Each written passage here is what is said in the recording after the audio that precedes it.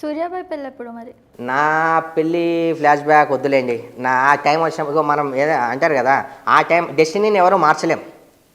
ఏది ఎప్పుడు ఎలా రావాలి. నేను కూడా అరుచుకుంటూనే ఆన్సర్ ఇవ్వాలా? మీకు అరిచినట్టు అనిపిస్తుందా? అట్లనే ఉంది.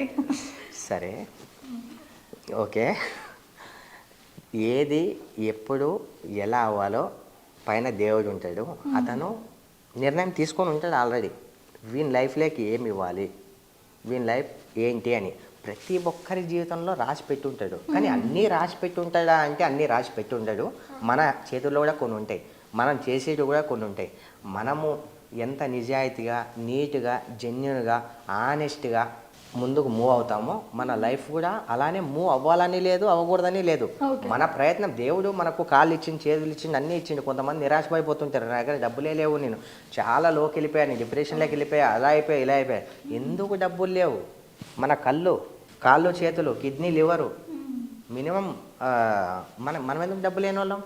ఈ శరీరం 10 కోట్లతో సమానం. ఎవరు చెప్పారు డబ్బులు లేనని చెప్పి? కష్టపడడానికి చేతులు ఉన్నాయి, ఆలోచించడానికి బ్రెయిన్ ఉంది, పరిగెత్తడానికి కాళ్ళు ఉన్నాయి, సమాధానం చెప్పడానికి చేతులు ఉన్నాయి.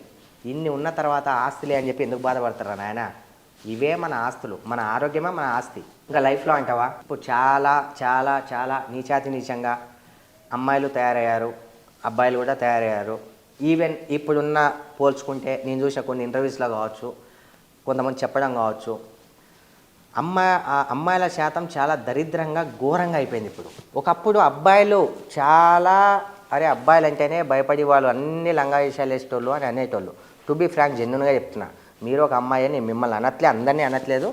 100లో 90% అమ్మాయిలు చాలా దరిద్రంగా తయారయ్యారు.